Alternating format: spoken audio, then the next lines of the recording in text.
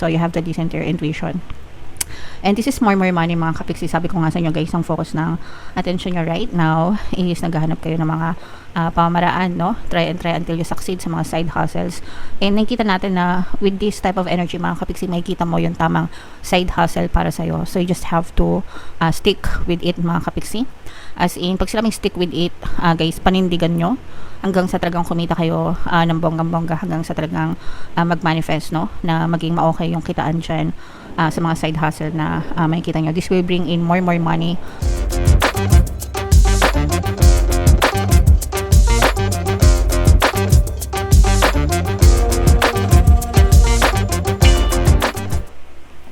Hello guys, hello Leo, welcome back to Pinoy Pixie Tarot. Ang pamagat ng episode natin for tonight is New Moon Kapalaran para ngayong August to September para sa Leo, Sun, Moon, Rising Sign, and Venus. Guys, yung ating New Moon ngayong August ay sa August 22, tapos yung next na New Moon naman natin guys ay sa September 21. So, ang reading na to ay para sa period na yan. At saka yung New Moon natin ngayon guys ay tinatawag din na Black Moon mga kapiksi. So, maitim na maitim or madilim pala ang ating kalangitan na hindi natin makikita yung moon actually. Okay? So, ito yung first message para sa inyo guys. A time to give rather than take mga kapiksi. So, this is the best time for you to give mga kapiksi, no? Share your blessings to other people, especially kung medyo nakakaluwag-luwag kayo. Mga kapiksi, kailangan magkaroon ng flow, yung abundance sa buhay nyo, mga kapiksi. And para umikot yan, yung pumapasok sa inyo, kailangan nag-share dun kayo ng blessings sa ibang tao. So, you take, you give, you take, you give and take yan, mga kapiksi. Kapag nag-give kayo sa ibang tao, mga kapiksi, yung iti-take nyo, not necessarily coming from them, but the universe will give you kung ano yung mapupunta sa inyo, mga kapiksi, sa iba-ibang pamamaraan. Okay? So, yung mga sinishare nyo na blessings, more blessings din ang kapalit niyan, mga kapiksi.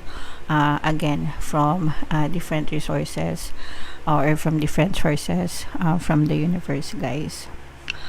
Attune to the moon, recommit to healthy morning and evening routines, mga kapiksi. So, wag natin ipagwawalang bahala ang ating kalusugan, guys, no? Kailangan natin magpahinga. So, it's non-negotiable, mga kapiksi. Kailangan prioritize natin or priority natin palagi yung ating kalusugan, guys. So, yung mga routine natin, pagkain natin, tulog natin, yung pag-exercise or movement, lahat yan importante sa ating health. Hindi lang yung sa kalusugan, guys, or sa physical, even yung mental and emotional health natin, kailangan inaalagaan din natin. Okay? Additional meanings for this card, guys. Gradual improvements are coming. Ibig sabihin, unti-unti nag-i-improve, no? Yung estado ng inyong kabuhayan, mga kapiksi. You have to pay attention to detail if you want success. Kung gusto niyo sumakses sa buhay, guys, kailangan talaga pinaplano nyo, di ba? Kumikilos kayo, marunong kayong mag-take action. Be of service to others, and love and money will follow. So, kapag genuine yung inyong pagtulong, guys, ibig sabihin ng genuine, yung bukal sa loob, no? Yung inyong pagtulong sa ibang tao, love and money will follow you, guys. Okay? So, wag nating ipagkait or ipagdamot yung tulong na pwede nating ibigay, guys, sa ibang tao, kasi iba din yung balik niyan sa atin, guys, no? Sabi ko nga, kung hindi man dun mismo sa taong yon manggaling yung tulong or yung babalik sa'yo, si universe yung magbabalik sa'yo nan sa ibang paraan, guys. Okay? Alright. So, comment down below, guys, if feeling nyo nakaresonate kayo. By the way, guys, medyo pagpasensya nyo na yung ng konti yung boses natin, medyo mahina pa, sometimes sumasabit, inuubok, nakakati yung lalamunan, kakagaling lang natin sa sakit, pero promise, much better na talaga ako ngayon, mga kapiksi. So thank you so much. Hanapin natin yung energy nyo guys habang sinashuffle ko to. Panoorin nyo muna yung video natin regarding sa ating paano mag-manifest ng abundance video course. Kapiksi, sawa ka na ba sa mga struggles at hirap sa buhay mo? Masipag ka ba at masikap sa buhay ngunit hindi ka pa rin umaasenso? Ilang beses ka na bang nag-attempt magnegosyo at mag-invest pero palagi ka pa rin nalulugi? Sa pagkakataon na ito ay maaaring may subconscious beliefs ka na nagiging balakid sa iyong pag-unlad at pagyaman. Introducing, paano mag-manifest ng abundance video course. Dito ay matututunan mong ma-overcome ang mga balakid mo para tuluyan ka ng umunlad, umasenso, sumagana, maging matagumpay, successful at maswerte sa iyong kabuhayan, pera, trabaho, negosyo sa lapi at kaperahan ng bonggang-bongga. Dali, mag-send na ng email sa pinoypixitaro@gmail.com at simulan na ang iyong pagyaman ngayon. Alright, so sa lahat ng gusto mag-avail ng course guys, naka-flash sa screen nyo. Una, meron tayong paano mag-manifest ng abundance video course. Meron din tayong paano mawala ang third party at magkaroon ng harmonious na relationship. And meron din tayong paano pabalikin si ex, reverse breakup. Sa mga interesado guys, mag-send lang kayo ng email sa pinoypixitaro@gmail.com. So, Leo guys, kayo ay represent ng King of Wands. Ito yung ating moon energy, mga kapiksi. Latag natin yung spread nyo guys. And sa mga naghahanap ng mga pampaswerte na lucky charms or lucky bracelet, may mga items guys na nakatag no dun sa description box nitong video. Check nyo na lang, pwede nyo i-check out mga kapiksi. Nakalimutan ko lang isuot yung bracelet guys.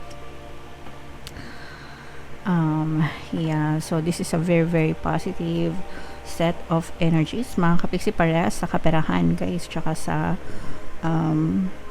kaperahan at saka sa love life din, mga kapiksi. So unahin muna natin yung love life guys, kasi nakikita natin this is abundance of love mga kapiksi. For some of you no, nagiging very harmonious yung inyong relationship. Actually guys, for some of you, kung bago-bago pa lang yung relationship nyo, let's say for example baka nasa courting stage kayo mga kapiksi, or parang getting to know stage, pwedeng magjowa na kayo pero hindi pa ganun katagal. For some no, nakikita natin dito na unti-unti nagiging malinaw sa inyo kung ano yung purpose nitong relasyon na to, and unti-unti rin nagiging malinaw sa iyo kung ano talaga yung intention nitong tao na to, kung mabuti talaga siya, kung talagang nagki-care siya sa iyo, kung talagang may paki siya sa iyo, or kung opposite naman no, kung wala siyang pake, kung hindi talaga siya seryoso, ganyan. Pero whatever guys, kung ano man yung totoong intention niya, good thing na parang nare-reveal na siya sa inyo. So malalaman niyo talaga kung ano yung totoong intention nitong person na to. So that's a very nice set of energy para sa mga in a relationship. And kung kayo naman ay matagal na ng inyong partner o specific person, ito naman guys, nakita natin na very harmonious. Excuse me guys. Ayan, so bagalan lang natin yung salita. Kapag mabilis ako magsalita, hinihingal ako at inuubo ako. So sa mga current na in a relationship naman mga kapiksi, nakikita natin na mas nagiging peaceful yung relationship nyo guys no, and mas nagiging harmonious yung pagsasama nyo ng inyong partner o specific person. Parang natututo kayong magpatawad and kalimutan yung mga negative na nangyayari sa inyo, yung mga away nyo, yung mga diskusyon nyo mga kapiksi, and parang mas importante sa inyo yung inyong pagsasama guys, okay? So ito guys, i-mind mo nyo na yan, harmonious na relationship, abundance of love, abundance of happiness. And ito guys, nakita naman natin dun sa kaperahan naman or kabuhayan mga kapiksi, parang nag-experiment yung iba sa inyo, nagtatry and try, parang nagtatrial and error kayo mga kapiksi. Tinitingnan nyo kung ano yung magwo-work sa inyo, and tinitingnan nyo kung ano yung hindi magwo-work sa inyo guys. Let's say for example negosyo, baka nagtatry kayo magnegosyo ng mga paninda. merienda, ganyan. Tapos hindi nag-work, tapos susubukan nyo mag-milk tea. Tapos hindi nag-work, tapos susubukan nyo magtinda ng school supplies. Tapos yun pala yung nagwo-work sa inyo. So parang ganun mga kapiksi, no? Parang nagtatry and try kayo. Kaya medyo busy kayo guys, no? Kasi talagang ang focus ng energy nyo is makahanap ng extrang pagkakakitaan na na-enjoy nyo at the same time. Although for some of you, meron naman kayong mga regular source of income, pero iba pa rin talaga guys kapag ka merong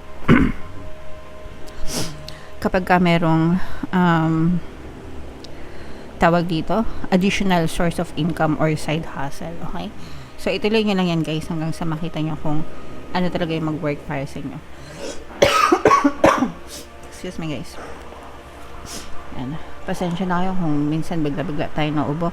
At saka guys, no, merong nagko-construction yung katabi naming bahay guys ay nagpapagawa ng bahay, so baka may marinig kayong konting giba-giba, ganyan, pok-pok-pok-pok, so pasensya na kayo mga kapiksi. Ito guys, talaga nakikita natin na yung iba sa inyo guys, kung magta-travel kayo, maaring para magkaroon ng konting delay guys, no, sa mga travel na pinaplano nyo mga kapiksi, maaring magkaroon ng konting delay.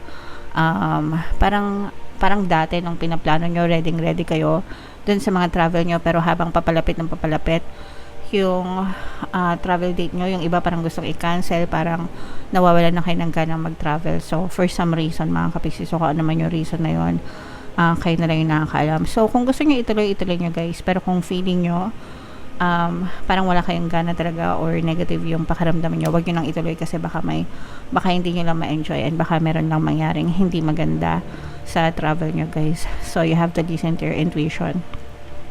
And this is more money mga kapiksi. Sabi ko nga sa inyo guys, ang focus ng attention nyo right now is naghahanap kayo ng mga pamamaraan, no? Try until you succeed sa mga side hustles. And nakikita natin na with this type of energy mga kapiksi, makikita mo yung tamang side hustle para sa'yo. So you just have to stick with it mga kapiksi. As in, pag sinabing stick with it, guys, panindigan nyo hanggang sa talagang kumita kayo ng bonggang-bongga, hanggang sa talagang mag-manifest, no? Na maging ma-okay yung kitaan dyan sa mga side hustle na makikita nyo. This will bring in more money, more blessings sa inyo, guys. Okay, so nararamdaman natin na magiging abundant yung pagpasok ng pera or magiging magaan, no? Yung pagpasok ng pera sa inyo. At saka kung meron kayong mga parang meron kayong mga incentives, mga kikitain na parang top up, ganyan.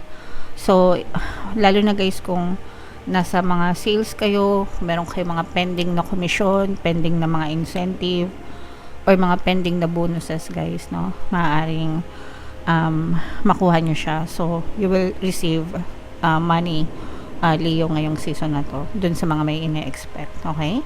Alright. So, yeah, i-mind nyo na yan guys. Money come to me, pera come to me. Diba? Money is my best friend, no? Yung mga magagandang money affirmations guys, sabihin nyo na lahat and comment down below if naka-resonate kayo mga kapiksi. Thank you so much guys sa pag-supporta nyo sa channel natin kahit na nagkasakit tayo and nagpahinga tayo. Andyan pa rin kayo, bumabalik. Thank you so much guys.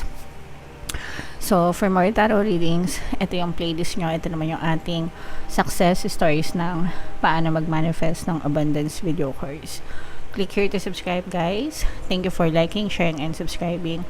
See you next time. I love you all. Have a nice day. Bye-bye.